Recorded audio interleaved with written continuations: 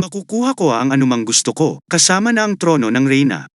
Ang kailangan ko lang gawin ay alisin ang mga balakid sa landas na aking tinatahak. Ayun, nakuha ko lahat ng gusto ko. Step by step, maliban sa isang bagay lamang. Tinitigan ni Celais ang hari sa pamamagitan ng kanyang buong baso, ginagawa ang toast sa mga lokasyon nito. Ang gala dinner ay idineklara upang simulan ng prinsipe, na may hawak na baso, umuubo at inilagay ang kanyang kamay sa kanyang bibig. Lumalala ang pag-ubo, at mula sa likod ng kanyang pamaypay, masaya si Sales na panuurin ang inaakala niyang isa pang kaaway na mamamatay. Sa wakas, naalis niya siya, sa tingin ni Sales. Naging duguan ang ubo ng prinsipe. Bumagsak siya sa sahig at tumigil sa pagpapakita ng mga palatandaan ng buhay. Si Randall, Blanche at ang hari ay nanonood na may takot. Ang isa sa kanila ay sinusubukan ng walang kabuluhan upang maabot siya. Isa pang hakbang sa landas ng aking pagakyat. Nagtapos ang reyna na may nagutos na ipatawag ang pari, habang si Sales ay masayang nakangiti sa likod ng kanyang pamaypay. Sinundan ng ikatlong prinsipe ang iba pa niyang biktima. Ang mga naroroon ay nananawagan para sa seguridad ni Col Ian, at may malalakas na mungkahi na si Col Lian ay Nolison. Ang mga tao ay yumuko sa prinsipe na nakahiga sa sahig at sinusubukang ibalik siya sa kanyang katinuan. Uminom siya ng lason. Imposible yan. Maging ang kanyang kamahalan ay hindi pa nakakainom. Nangangahulugan ba yon na Nolison siya bago ang hapunan na ito? Parehong ang mga naroroon at ang mga gwardya ay sinusubukang matukoy sa lugar. Kung ano ang nangyari kay Prince Col Lian, nagsimulang ilabas ang mga tanong tungkol sa kung sino ang kasama ng prinsipe bago ang kaganapan. Kung pinahahalagahan mo ang iyong buhay, pagkatapos ay subaybayan ang mga salita. Kinukutya ni Celes ang prinsipe para sa kanyang mga hanggal na gawa. Ang ilan sa kanila ay nakakaalam kung sino ang prinsipe na may bulong-bulungan sa isa't isa. Paminsan-minsan ay sinusulyapan si Reyna Celis na nakatayo sa gitna ng bulwagan. Maaaring natutuwa ang reyna. Tingnan mo ito, sa tingin niya. Wala ni isa sa kanila ang nagsumbong sa akin. Ito ay isang ganap na tagumpay. Muli, ang hari na lumabas mula sa isang maikling pagkahilo ay tumakbo papunta sa kanyang anak. Malakas na sinisigaw ang kanyang pangalan. Umupo siya sa tabi niya sa sahig, binuhat siya at niyakap siya, na inutusang tawagin ang pari. Hiniling niya sa prinsipe na huwag mawala ng malay. Tumugon siya sa kahilingang ito at tinawag ang kanyang ama sa halos hindi naririnig na boses. Napailing ang hari hanggang sa kaibuturan. Ito ay eksaktong pag-uulit ng pagkamatay ng ina ng prinsipe. Siya rin ay namatay sa kanyang mga bisig, nagsasalita ng kanyang pangalan na halos hindi marinig. Nakiusap din siya sa kanya na protektahan ang kanilang anak, tulad Col Lian ngayon ay umaagos na ang dugo sa kanyang bibig. Aking ama, na tinatawagan muli ang damdaming kasalukuyang nararanasan ng hari ay hindi mailalarawan sa mga salita. Bigla niyang narinig ang sinabi ng reyna. Hindi ako makapaniwala na maaaring mangyari ang aksidenteng ito sa palasyo. Hindi maganda ang pakiramdam ko. Hindi na ako makakatagal dito. Babalik ako sa aking palasyo. Si Haring Remain, nagalit na niyakap ang prinsipe na nakahundusay, na nagngangalit ang kanyang mga ngipin. At siniga na kaya nagpasya kang patayin din ang anak ko? Malakas na sigaw niya habang papalayo ang reyna. Na pinipigilan siya sa kanyang mga salita. Ang mga naroroon ay agad na naalarma. Tila may nakamamatay na nangyayari sa kanilang mga mata. Para sa kaharian, lumingon si Celis, naghihintay na sabihin sa kanya ng kanyang asawa. Samantala, pinag-uusapan ang mga salitang binitiwan na niya. Oo, nauna silang dalawa sa dining, kaya noon pa niya gustong lasunin. Sa tingin ko ginawa niya talaga. Kinakabahang hinawakan ni Celes ang isang nakatiklop na pamaypay. Wala akong ideya sa sinasabi mo. Defensive niyang sabi. Ang batang si Col Lian na iyan ay narinig ko na lagi siyang may sakit. Sumagot si Remain na pareho lang ang sinabi mo. Hindi na itinatago ang kanyang galit noong si Freya ay namamatay din, ngunit pagkatapos ay inipon mo ang lahat ng Brighton Knights. Maging ang mukha mo ay eksaktong kapareho ng dati. Sinabi ni Haring Remain na sinabi sa kanya ni Reyna Celes na kahit na kumilos siya ng ganito, hindi siya dapat maghinala sa kanya. Pagkatapos ng lahat, si Col Lian naman talaga ay hindi malusog.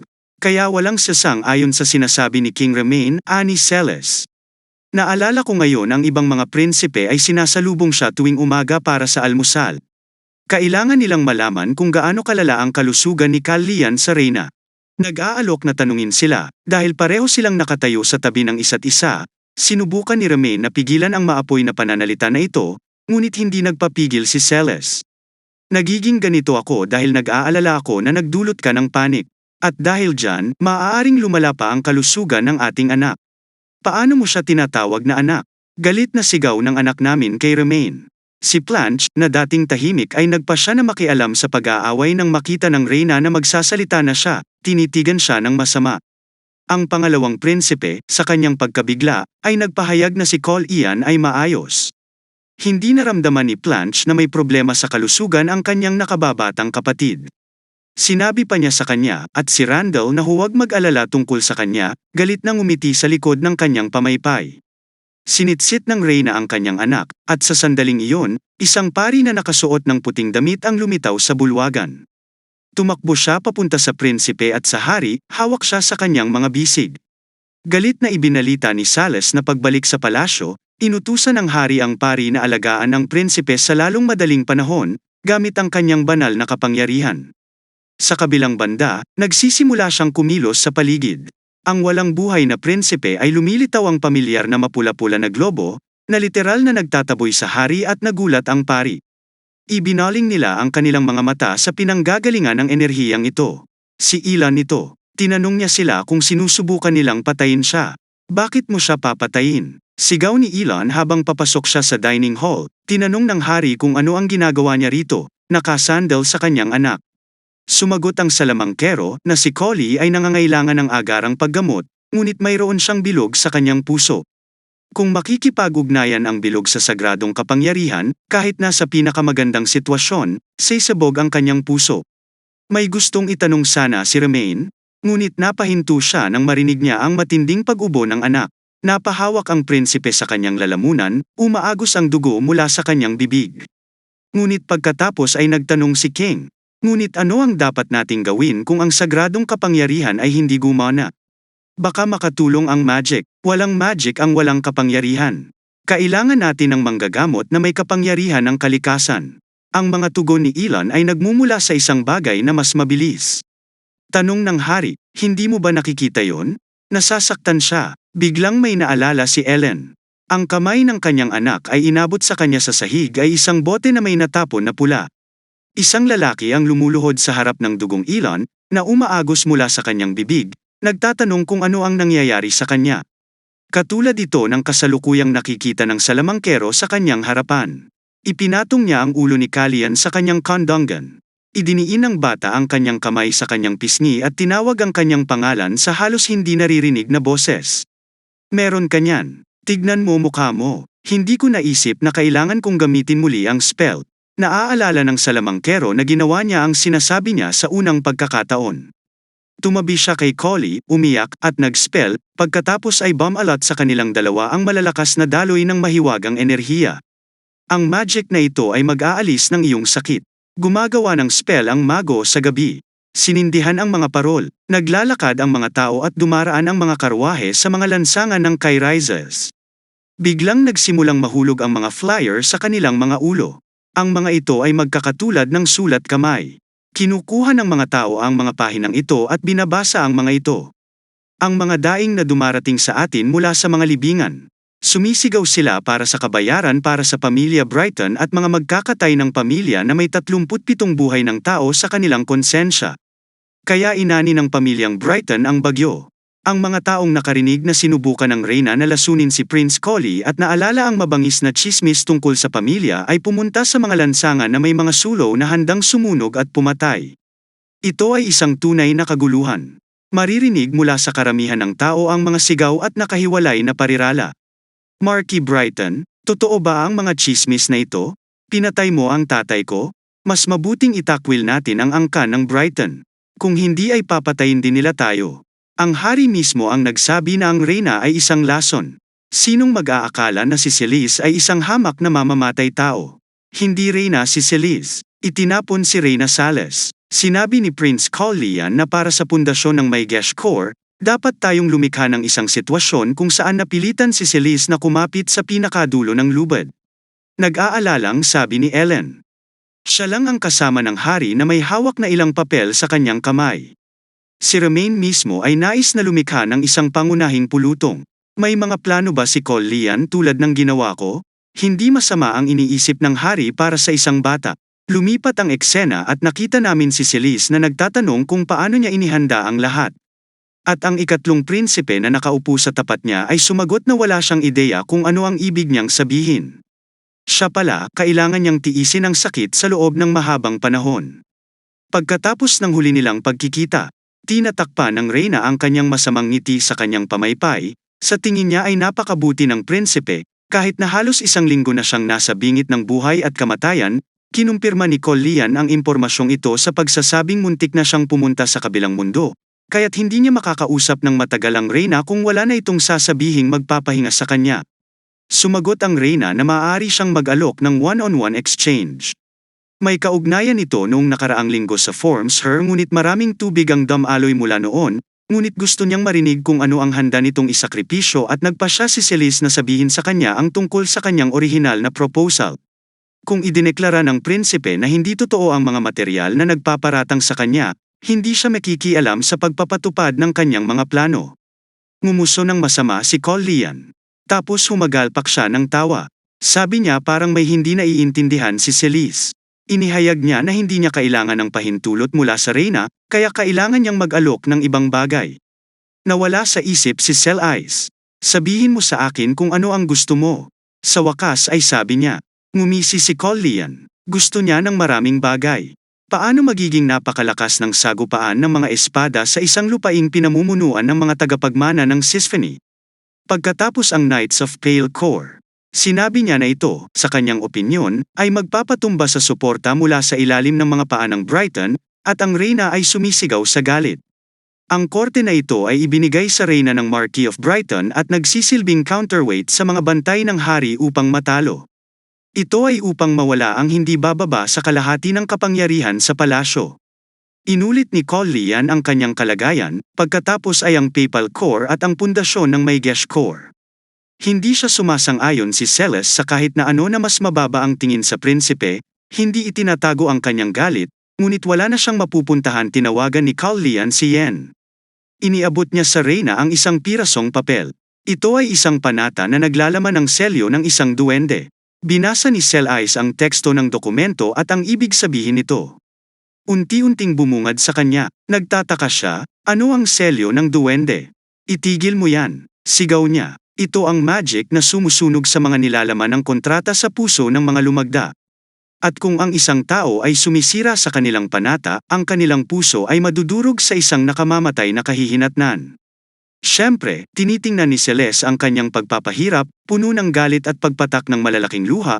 Binisita ni Queen Celes ang ikatlong prinsipe sa sandaling magising siya. Sabi ng isang tao sa gilid ni Randall, ang prinsipe ay kinakabahang pinutol ang isang escarlate na bulaklak. Lumuhad siya sa harap ng bulaklak, hawak ang isang detalyadong pares ng gunting, nakatingin sa hiwa na rosas. Naiisip niya ang mga kakaibang nangyayari sa paligid niya. Sinulyapan ni Collian si Randall bago bumagsak sa sahig. Nagtama ang kanilang mga mata. Ang mga rosas ay malapit ng mamulaklak. Naalala ng unang prinsipe ang kanyang nakababatang kapatid, na sinasabi na tila plano niyang isali ang kanyang sarili sa laro. Sa simula pa lang, nagtataka pa rin si Randall kung bakit dapat mamulaklak ang mga rosas, kaya nagpa siyang tulungan siyang gawin ang ipinahihiwatig niya para sabihing maayos na ang kanyang kalusugan, ngunit natalo siya ng halaman. Pinutol ni Randall ang isa pang full-blown rose sa pag-aakalang may nagbabago. Sa kabila ng pagkaselyado, sumigaw sa takot si Celeste. Oo, sinabi sa kanya ni Collian na ito ay magic na sumusunog sa mga nilalaman ng kontrata sa puso ng mga lumagda. At kung ang isang tao ay sumisira sa kanilang panata, ang kanilang puso ay magwawasak ng mga buto ng galit sa loob ng Reyna. Mapanuksong sinabi ng prinsipe na kailangan ng selyo dahil hindi pa lumalakas ang tiwala sa kanilang relasyon. Ano ang gagawin mo? Tanong ni Celes, hindi tumitingin mula sa mesa kung saan nakalagay ang text ng bagong pirmahang kontrata. Ito na ang pinaka-worst na araw sa buhay niya. Kinuha niya ang panulat upang pirmahan ang papel mula kay Yen na may mapanlait na kilos na nag-sign ng contract streams ng may mahiwagang enerhiya na tumaas mula sa pen. Pumangit sa galit ang magandang mukha ng Reyna. Mukha siyang mga kakilakilabot na halimaw. Ang kanyang kamay, na patuloy na kumikinang ng maliwanag at tumitingin sa nakamamanghang espesyal na epekto na ito nang hindi makapaniwala. Pinupuri ni Collian ang Reyna ngayon, mula sa puso ay natataka ng isang panata. Ang kontrata ay pinirmahan. Ang balahibo ay nahuhulog sa sahig, at isa pa, sabi ng prinsipe pagkatapos ng papaalis na reyna noong araw na yon. Ay hindi na pwedeng sabihin sa akin ni Plunge ang kahit ano. Kung mangyari ito, maaaring putulin ng hari ang ulo mo dyan. Naaalala ni Celise kung ano ang hitsura ni Plunge. Pagkatapos ay huminto siya saglit. Pagkatapos ay determinadong itinaas niya ang ulo at lumayo ng may matatag na hakbang. Ang prinsipe ay papalapit sa kanyang silid. May narinig siyang yabag na papalapit sa kanya. Sinabi sa akin na pumunta si Celise upang makita ka. Nabigla lang ako. Nag-aalalang sabi ni Ellen. Ang balat ng isa pang kinain na saging ay lilipad sa mesa. Nang makita ang gana ng prinsipe sa pagkain ng mga prutas na ito ng isa-isa, napangiti ang salamangkero. Siya ay tila gutom na gutom, at sinabi ni Lian na ang mga saging ay hindi kapani-pani walang masarap sa kanya, at sinagot ni Ellen na ito ay hindi nakakagulat. Ang prinsipe ay mahimalang nakaligtas, kaya't lahat ng anumang pagkain sa kanyang harapan ay masarap dahil sa labis na pagkagutom. Ngunit ginawa ko ang gusto kong gawin, si Collie at masayang sabi na inihagis ang isa pang balat sa mesa sa harap niya. Paano mo nagawang ngumiti? Tanong ni Ellen ng kaunti pa, at hindi sana siya pupunta dito kundi sa kabaong. Kung ang mga inapo ng mga duwende ay hindi nakarating sa dining hall sa oras, ito ang mangyayari. Napakaswerte ng prinsipe na si Henna, ang inosenteng batang ito, ay isang manggagamot na may kapangyarihan ng kalikasan. Inulit ni Ellen na napakaswerte ng prinsipe. Kahit siya ay hindi alam na siya ay isang manggagamot. Nalaman mo ba ang tungkol dito sa iyong nakaraang buhay? Tanong ng salamangkero. Sumagot si Lian na si Curry lang ang kilala niya at patay na nun si Henna. Sa oras na magkakilala sila sa kabilang buhay, nagulat si Ellen. Tinanong niya kung nangangahulugan ba ito na kinuha ng prinsipe ang lason na naniniwala lamang sa kapangyarihan ng mga pagpapala. Sila ang dapat na magligtas sa kanya sa pamamagitan ng pagsasabi na pagod ka na sa tsaang lason? Nagpatuloy ang salamangkero. Iniinom mo ito sa loob ng isang buong linggo nang walang anumang hakbang. Ano ang dapat kong gawin sa hinaharap? Galit talaga si Ellen, pero masayang tumawa si Lian. Humingi siya ng tawad at inabutan siya ng saging. Galit na tanggi ni Ellen at biglang naglagay ng ilang papel sa kamay ng prinsipe. Ito ang mga identity card ng dalawang binata na hiniling mo. Sinabi niya na sinusuri ni Lian ang mga dokumento ng may matinding pananibik. Nakalimutan na niya ang kanyang kahilingan, ngunit tinanong niya si Ellen kung mahirap para sa kanya na pekein ito. Sa hindi inaasahang pagkakataon, napapansin niya ang mga pangalan ng kanyang mga ward, sina Henna Byrne at Carrie Burns. Ang dahilan ng kanyang pagtataka at idineklara na ang mga dokumento ay nangangailangan ng apelyido. Kaya't ipinapahiwatig niya, sa gayon, ang kanyang pangalan sa nakaraang digmaan sa nakaraang buhay ng prinsipe, sa kanyang opinyon, ay sadyang natagpuan sila sa katotohanan ito at inilapit sila sa kanya. Pinagpatuloy niya ang pagtingin sa mga papel. Taos-puso siyang nagpapasalamat sa magician para sa serbisyong ibinigay. Napansin niya na hindi peke ang mga ito, kundi totoong identity card. Nakasaad dito na ang commoners na magkapatid ay ipinanganak sa Kairis. Tinanong niya ang salamangkero kung paano niya nagawang ituwid ang mga mapagkakatiwalaang papel na ito. At sumagot ang salamangkero na hindi siya ang gumawa nito, ngunit walang iba kundi si Haring Remain. Hindi makapaniwala si Lian sa kanyang naririnig. Tinanong ng salamangkero kung ano ang pakiramdam ng prinsipe tungkol sa mga alingaw-ngaw na kumalat, na nagsasabi na ang hari ay tinatrato siya bilang isang minamahal na anak at higit na nagmamalasakit sa kanya kaysa sa iba. May mga ganyang chismis? Tanong ni Lian. Natural, pagkatapos ng lahat, ipinakita ni Remain ang kanyang damdamin sa harap ng lahat ng mga maharlika. Ano ang nararamdaman ko? Ang ikatlong prinsipe ay nag-iisip ng may pag-iisip, marahil ang parehong bagay na mararamdaman ng sinumang tao sa sitwasyong ito. Habang si Lian ay nakaupo sa isang sofa sa maliwanag na sikat ng araw ng silid, ang kanyang ulo ay maingat na nakapatong sa kanyang kamay. Tinawag niya si Yen at itinuro ang balat ng saging, na nagmumungkahi na maaaring magandang ideya na alisin ito sa mesa. Magalang na tumugon si Yen sa kanya. Habang nakahawak ang kamay sa dibdib, lumapit siya kay Lian. Sabay sabing gusto ko nang umalis. Nag-aalangan niyang sabi, napatingala si Colin sa kanya. Nakikita namin ang isang flashback kung saan ang isang maliit na bata ay tumatakbo sa isang lugar sa isang napakagandang bulwagan ng palasyo na may linya na may makapal na mga haligi. Sa likod na silid sa kanang bahagi sa ikalawang palapag, na tumakbo kung saan niya gustong pumunta, ang bata ay tumingin mula sa likod ng kahoy na counter at malakas na sumigaw na narito siya. Sa kanyang harapan, isang lalaking may malubhang karamdaman ang nakahiga sa kama. Kitang-kita namin ang kamay niyang nakabalot ng benda, nakahawak sa kumot. "Hello kuya," masayang sigaw ng bata. "Hi Silo N," sagot ng kapatid sa kanya na nakaupo sa kanyang kama. "Para sa layuning ito, narinig mo ba ang mga sekades na tumatawag ngayong umaga?" Masayang tanong ng bata sa kanyang kapatid. Nais malaman pa ng kanyang kapatid at tinanong siya tungkol sa mga sekades. "Oo, kapag nagsimula ang tag-araw, ang mga makukulit na itim na bug ay nagsimulang sumigaw na parang baliw," mabangis na sabi ni Silo N. Ang batang lalaki ay tumitingin sa mundo ng may higit na optimismo. Sinabi niya na ang mga Psychas ay may kakaibang mga pakpak, ngunit malamang na gumagawa sila ng malakas na tunog sa loob ng kanilang sarili gamit ang kanilang mga tiyan. Iminumungkahi niya na hulihin ang isa sa mga insekto bukas ng umaga at dalhin ito dito. Ang kanyang kapatid, na nakabalot ng mga benda mula ulo hanggang paa, ay nagsabi na hindi niya dapat gawin ito. Hindi niya gusto ang mga sekades, mukhang kakilakilabot ang mga ito sa kanya. Mas maganda kung tumugtog na lang ng violin ang bata para sa kanya. Ang kanyang kalagayan ay patuloy na lumalala. Narinig ng bata ang isang snippet ng pag-uusap. "I've heard na medyo magaling daw sa medicine ang anak ni Sir Manasil." Sinabi ng source sa kanyang ama, "Ano sa palagay mo ito? May iba daw siyang pinagkakaabalahan. Paano ko hihilingin sa kanya na gawin yon?" Ang mga snippet ng mga parirala na umaabot sa batang lalaki ay lubhang nakakagambala. "Pero sir, masakit din talaga sa akin pero dapat may ibang paraan. Hindi ko alam noon. Paano ang pariralang, isang taong hindi maaaring magkaroon at isang bagay na hindi maaaring magkaroon?" Si Silo N., ang kapatid, ang tumawag sa bata. "Huwag kang tumingin sa malayo, bagkus tumingin ka sa aking mga mata. Intindihin kung namamatay na ako. Maaari silang magkaroon ng isang kakilakilabot na kahulugan." Naglalagablab ang apoy sa palasyong tinutuluyan ng kapatid ng bata at sa loob nito ay maririnig ang malalakas na hiyawan. "Dapat tayong tumakbo, kunin si Silo N at ilabas siya rito."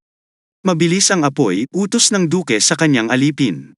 Ganyan ang sinapit ng kanyang kapatid. Isang araw bago sumapit ang kanyang kaarawan, nagpa siya na ilabas ang kanyang sarili at ang lahat sa kanilang paghihirap. Pagkatapos ng araw na iyon, lumipas ang tag-araw at dumating ang taglagas. Napalitan ito ng taglamig at pagkatapos ay nagsimulang tumawag muli ng mga sekades sa hardin. Lalo niyang nilapitan ang sarili niya. Inilabas siya ng kanyang ama na hindi na makayanang pagmasdan siyang magdusa. Palagi niyang sinusubukang magkulong. Si Silo N. ay nakaupo sa mga bisig ng kanyang ama, ang kanyang ulo ay nakapatong sa balikat ni Togo. "Anong klaseng lalaki ito?" tanong niya bigla. Ito ang ikatlong prinsipe ng ating kaharian," sagot ng duke. Ang batang napansing si Silo N. ay nakaupo sa hagdan sa harap ng palasyo, nakayuko ang kanyang ulo sa kanyang mga kamay sa kalungkutan. Ang pulang mata na si Kalyan ay hindi kapani-paniwalang malungkot. Nakita ni Silo N. na napakabigat ng puso ng prinsipe. "Back in the present, I want to quit," nahihiyang sabi ni Yen, nakatingin kay Kalyan. Tumingala ito sa kanya dahil sa gulat. "Hindi, teka, ano ang pinagsasabi mo?" tanong ni Kalyan. Si Yen, na humihikbi ng malakas, ay nagsimulang magkwento. Siya ang taong pinakamalapit sa prinsipe ngunit hindi niya maintindihan ang nangyayari. Hindi lang iyon, siya rin ang nagdadala ng lasong tsaa kay Kalyan tuwing umaga. Ang prinsipe ay tumingin sa kanyang katulong na may pagtataka. Dahil patuloy si Ian sa pagkukwento. Binaliwala niya ang lahat ng dapat na ikinaalarma niya sa sandaling iyon na nasa matinding panganib ang kanyang buhay. Hindi siya nakagawa ng paraan upang tumulong. Maaaring namatay si Kalyan nang hindi niya alam kung bakit. Nakita ni Silo N ang mukha ng kanyang namatay na kapatid. Niyugyug siya ni Kalyan gamit ang dalawang kamay at sinabing bumalik sa realidad. "Yen, tingnan mo ako dali." Pinapaalis siya ng prinsipe sa kanyang mga kakilakilabot na alaala, ang kanyang mukha ay mukhang napakabanta. Nakatitig si Yen sa kanya, puno ng paghihirap ang mga mata, umaagos ang luha sa kanyang mga pisngi. Inutusan siya ng prinsipe na sagutin ang tanong kung sino ang nakatayo sa harapan niya ngayon. Kitang-kita niya sa mga mata nito na naghihintay siya ng sagot. Sabi ni Prinsipe Kalyan, "Yen, makinig ka." Sigaw ni Kalyan, "Hindi ako mamamatay. Simula nung una kong imulat ang mata ko, Nandito ka na para sa akin. At salamat sa iyo, nagtagal ako hanggang sa sandaling ito. Nakaligtas ako dahil inalagaan mo ako at kung ano man yon, sigurado akong patuloy mo akong poprotektahan, di ba? Tanong ng prinsipe, inilagay ang kanyang mga kamay sa mga balikat ni Yen. Desperado siyang niyuyugyug sa kanyang balikat, sa hindi inaasahang pagyayari ni Kalyan. Napaluhod siya, itigil ito ngayon at bumangon ka muli. Sigaw ng prinsipe, iniisip ni Silo N na hindi na ako makakabalik. Lumapit ang prinsipe para tulungan siyang makatayo. May isang tao dito na kailangan kong protektahan habang buhay. Binuhat ng prinsipe ang humihikbi na bata mula sa kanyang kandanggan. Haharapin ko ang nagtangkang pumatay sa iyo, deklara ni Yen na tumayo. Mukhang nag-iisip ang prinsipe habang sinisimulan niyang linisin ang balat ng saging sa mesa. Ipaghihiganti mo ba ako? Tanong ng prinsipe, bakit hindi? Nagsisimula na naman mag-alala si Yen. Sinubukan kanilang patayin. Oh, stop it, sagot ni Kalyan. Sinabi niya na narinig niya ang mga elepante ay tahimik at siya ay napakabangis na maaari niyang simulan ang isang digmaan. Ang mga salitang ito ay nabigla kay Yen. Mga elepante, alam mo ba ang lahat? Tanong niya. Ang prinsipe ay nagsimulang tumawa, na maaring ituring na isang positibong sagot sa tanong, na naghahagis ng mga balat ng saging sa loob ng maraming metro sa paligid. Sumigaw si Yen ng magandang kahalayan na nagpapahiwatig na gusto niyang malaman mula pa noong malaman niya. Lumayo ang prinsipe sa kanya, ngumisi at nagkibit balikat na sinasabing wala na siyang maalala. Sumigaw si Silo N na hindi aksidenteng nalaman ng prinsipe ang tungkol sa sanggol na elepante at nahulaan niya na maaaring nakikipag-usap ito sa duke. Nakakainis na matanda, sigaw ni Yen. Mapanuksong sinabi ng prinsipe na sa sandaling itapon ng sanggol na elepante ang balat, dapat niyang ipagtimpla siya ng isang tasa ng kape. Ang patak ay bumagsak sa tubig, na nagsisimulang kumalat ng mga bilog sa ibabaw. Mukhang nagulat si Buren, ang kanyang hinalinhan na si Kalyan ay lumitaw sa harap niya. Nakatayo sila sa tapat ng isa't isa sa isang background na halos kamukha ng outer space. Mukhang payapa naman si Kalyan. Natakot si Buren. Si Kalyan, na may suot na bota, ay humakbang patungo kay Buren na nakayapak. Lumapit siya at ngumiti ng napakatamis. Nakatalikod ang mga kabataan sa isa't isa.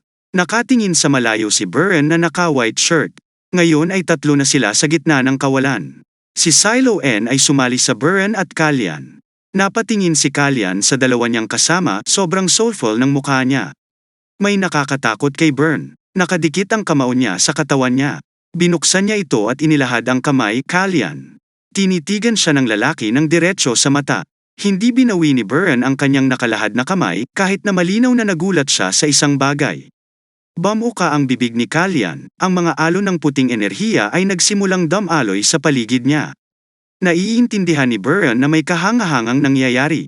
Tumawa si Kalyan. Inaabot siya ni Buren ngunit hindi niya mahawakan si Kalyan. Itinapon siya palayo kay Kalyan na nakatayo pa rin. Ang figura ng tunay na ikatlong prinsipe ay natunaw sa mga sinag ng puting enerhiya. Ang bintana ng kwarto, na naaaninag ang gabi sa labas. Sa isang lugar sa labas, nakalahad ang kamay ng isang lalaki sa kama. Si Kalyan pala, nang hindi niya maabot ang gusto niya, umupo siya sa kama at dumungaw sa bintana. Kaya sa huli ay wala na siya ng tuluyan.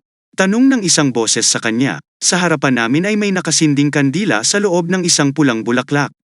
At kung ganito ang nakikita ng mga patay sa kanilang huling paglalakbay sa Kai Rises. Oo, sagot ni Kalyan. Nakita namin na ang ibang tao ay si Ellen. Inakala ng prinsipe na gustong tamasahin ni Kalyan ang matagal na niyang pinagsisikapan bago siya umalis, ngunit nagmamadali siya at umalis na lang. Nag-iisip si Kalyan sa malayo at naalala muli ang pulang bulaklak na may kandila sa loob. Eto ang buhay, sabi ng original na Kalyan sa kanya. Ibibigay ko sayo. Tinanong ni Kalyan ang sarili kung ano ang gusto ng orihinal na ikatlong prinsipe.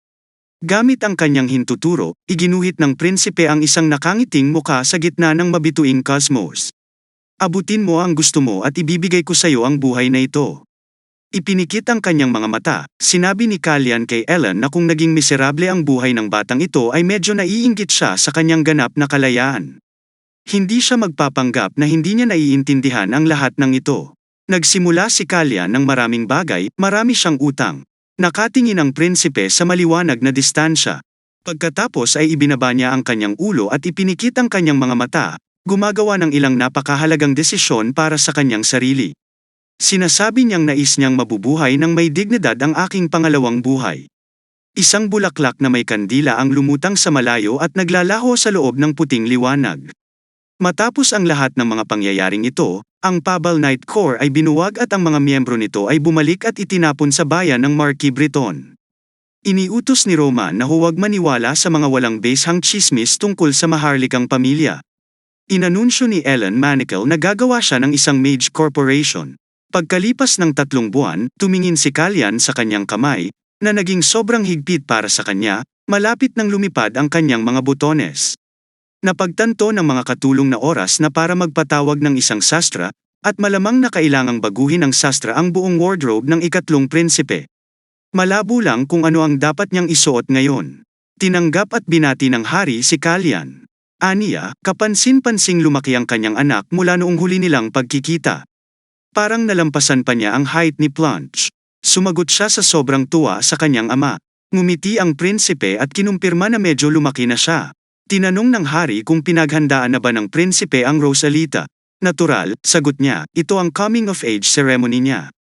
Tumunog si Ellen, kailangan daw niyang ipakilala ang isang tao kay Callian at iyon mismo ay nandito ngayon. Isa itong salamangkero na magiging tagapag-alaga ng prinsipe sa darating na Rosalita. May papalapit na may kulay asul na buhok. Sabi niya, napakasaya niyang makilala ang prinsipe. Ang asul na buhok na salamangkero ay nakangiting paparating. Masaya niyang sinabi na ang kanyang pangalan ay Arson Hertz. Gulat na nakatingin sa kanya si Callian, kilala niya ito mula sa kanyang nakaraang buhay. Ipinagmamalaki ng hari ang tungkol kay Arson na isa itong tunay na may talento na magiging bahagi ng korporasyon ng salamangkero. Ipinahayag ni Roman ang kanyang pag-asa na makilala ng prinsipe ang salamangkero at makipagkaibigan sa kanya. Pagkarinig nito, sinabi ni Callian, na medyo hindi niya inaasahan, dapat kong aminin. Mahusay na regalo sa kanyang kaarawan. Kailan natin ang maasahang opisyal sa pagbuo ng kautusan? Ang tasa ay dumudulas sa platito.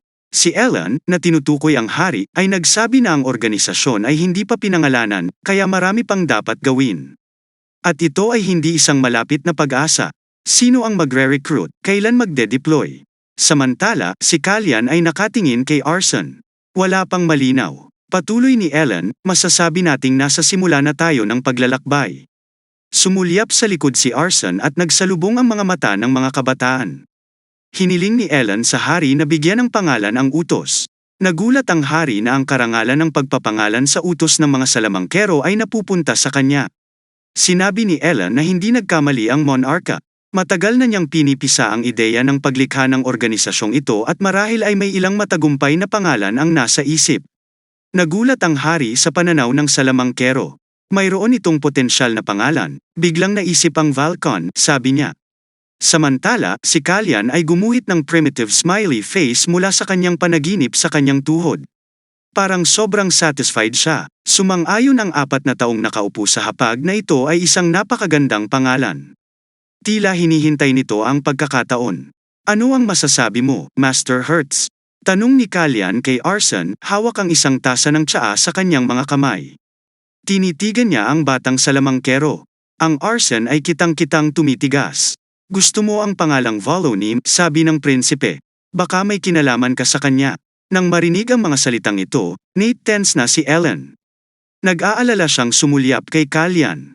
Ngunit simpleng sagot ni Arson, nang walang pagdadalawang isip, na gusto niya ang pangalang iminungkahi ng hari. Isang nasisiyahang ngiti ang makikita sa mukha ng prinsipe. Siyempre, totoo. Nag-uusap sina Callian at Ellen sa loob ng isang sound-isolating sphere. Hindi alam ni Ellen na sa nakaraang buhay ni Callian, mayroon siyang napaka-espesipikong relasyon kay Arson. Tinanong niya ang prinsipe kung mas mabuting bawiin ang imbitasyon. Sumasagot siya na hindi ito kailangan, pinatay siya ni Arson Hertz sa ibang timeline, ngunit hindi nito tinutukoy kung anong uri ng tao siya sa katotohanan ito. Bilang karagdagan, ang mga pagbabagong naganap dito ay maaaring humantong sa pagkawasak ng kinabukasan ng mundo kung saan nanggaling si Callian. Dito sa wakas, hiniling ng prinsipe ang mago na huwag mag-alala. Babayaran ni Callian si Arson para sa kanyang ginawa sa isang paraan o iba pa. Ang prinsipe ay tumawa sa pinaka-nakakatakot na paraan, ang salamangkero ay kumikislat dito. Kumakatok si Callian sa pinto. Makalipas ang ilang minuto, iniinom na niya ang tsaa na inihain sa kanya na punong-puno ng kasiyahan. Ang may-ari ng bahay ay nagsasabi sa kanya na ito ay isang malaking karangalan para sa kanya na tanggapin siya dito, at ang prinsipe ay tumugon na siya ay nalulugod din na makita si Bron Melfer Pulon. Nakangiti niyang hinayaan ang host na bumangon mula sa kanyang kandanggan at umupo sa tabi niya. Pagkatapos ay humihingi siya ng paumanhin sa kanyang pagdating ng hindi inanyayahan. Ito ay isang hectic na oras ngayon, at promoted siya sa pag-unawa ni Baron Melfer. Si Pulon ay bumangon, yumuko, at ipinahayag na siya at ang lahat ng kanyang sambahayan ay nasa kumpletong pagtatapo ng prinsipe. Alam niya na si Kalyan ay palaging umiiwas sa mga intriga ng maharlikang korte at sa pamamagitan ng pagbisita kay Baron ng palihim ay maaaring gusto niya itong protektahan mula sa hindi kinakailangang atensyon. Pero bakit siya dumating? Walang sekreto dito. Ang prinsipe ay lantarang idineklara na utang sa kanya ni Pulon ang kanyang buhay at gusto niyang malaman kung ano ang ginagawa ng kanyang guild. Ito talaga ang kinatatakutan ni Baron. Parang hindi niya kayang lunukin ang bukol sa kanyang lalamunan. Hindi pa nagtagal, nakuha na ng guild ang mga minahan ng brilyante. Nagsimula rin siyang magbigay ng mga kabayo at iba pang mga kalakal sa mga kwadra ng hari. Ngunit si Kalyan ay dapat na interesado sa ibang bagay. Naikayam ni Baron Melfer ang kanyang mga kamao sa pagsisikap. Wala kaming ginagawa ngayon, kamahalan, sabi ni Pulon. Ngumisi ang prinsipe. Sinabi niya kay Melfer na siya ang pinuno ng isang merchant guild, na nangangahulugan na ang kanyang mga kasanayan sa pamamahala ay maaaring ilapat sa ilang mga negosyo ng sabay-sabay. Sumasang-ayon siya, ngunit kung mayroong sapat na halaga ng paggawa at pera. Sinabi ni Kalyan na pareho silang magagamit. Bilang karagdagan, nagpapatuloy siya, nais kong banggitin ang bahay ng Brisson. Hindi makapaniwalang nakatingin si Pulon sa prinsipe. Hindi ka magiging bahagi nito, hindi ba? Tanong niya. Blanko ang tingin ng dalawang lalaki sa isa't isa. Napagtanto ni Kalyan na niligaw niya sila. Nagsisimula siyang tumawa, humihingi ng paumanhin para sa hindi masyadong malinaw. Siyempre, siya ay magiging kasangkot sa kaso at sa pinakaaktibong paraan. Nakahinga ng maluwag si Baron Melfer. Inulit niya na nasa sapat na lakas tao at pondo ay makakagawa siya ng isang napakamatagumpay na negosyo at walang alinlangan na susundin ni House Brisson ang kursong itinakda ni Prinsipe Kalyan sa Taiman. Ipinaalam ni Kalyan kay Baron na isang Circle Mage Wizard ang nalilikha sa kaharian. May sapat na mapagkukunan para sa pagpapanatili nito, ngunit kailangan namin ng matalinong tagapamahala na mamamahala sa mga gawain ng mga hindi pangkaraniwang taong ito. Naniniwala ako na muli nating aalalahanin ang buhay na iniligtas mo? Nag-aalalang tanong ni Baron. Kalmadong nakatingin sa kanya si Kalyan. Ang utang na iyon ay nabayaran na ng buo, sabi niya. Hindi naniniwala si Pulon sa kanyang swerte. Inilagay niya ang kanyang kamay sa kanyang dibdib at sinabi na sa kasong ito ay malugod siyang magiging bahagi ng karaniwang dahilan. Sa wakas, nabago ko ang aking pananampalataya. Nabubuhay ako upang makita ang aking 15 kaarawan. Nakuha ko ang katapatan at pabor ng mga taong mapagkakatiwalaan ko. Ang natitira na lang ay subukan ang kalooban ng Sisyphinian sa seremonya ng Rose Elida at alamin kung bakit ako pinabalik sa nakaraan. Habang si Prinsipe Kalyan, binabati ng lahat sa 15 kaarawan. Nakatayo si Kalyan sa gitna ng maraming tao na malapit sa court. Ang pagbati ay nagmumula sa lahat ng direksyon. Ang prinsipe ay kumikinang sa kaligayahan. Ang lahat ng mga piraso ng puzzle ay nahulog sa lugar.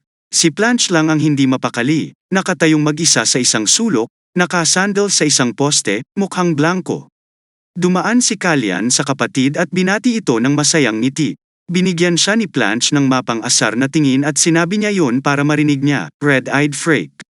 Dahan-daang lumingon si Kalyan kay Blanche. Hindi na ako magbubulag-bulagan sa mga panlalait mo, deklara niya. Ang pangalan ko ay Kalyan. Oh, Tara, sagot ni Blanche, nakangiti ng nakakaloko, hindi ikaw si Kalyan. Blanko ang tingin ni Kalyan sa kanya. Nakasakay ka sa kabayo at may hawak na espada, tinitingnan ni Blanche ang kanyang kapatid na parang sinusubukang tingnan ang kanyang kaluluwa. Sino ka? Tanong niya. Tumutulo ang malamig na pawis sa mukha ni Kalyan.